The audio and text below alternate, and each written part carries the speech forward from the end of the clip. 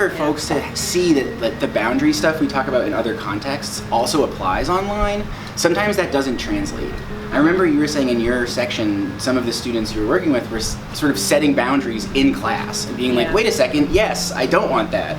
You do send me too many messages sometimes, and it's a perfect place for that, as opposed to either not knowing you can or having a big fight without support from teachers. And I think it also opens itself to self-reflection when we got to the topic of just texting too much or messaging too much, especially in private chats, and what that looks like. We had more than one student come and say, oh yeah, hey, I do that, and we would kind of talk about it in a, in an environment that felt safe for them. So kind of setting up some framework for them to go by. Maybe a friend is just really busy during this time of day. That was what we encountered a lot with our younger folks is because school was at all these different times. One student would just incessantly text until another one would block them to say, stop texting me. But they are still close friends and would unblock them at the end of the day.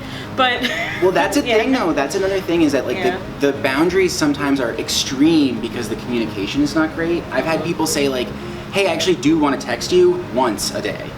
Or I really do want to text you, but not at like when I'm in school. And those conversations have helped people.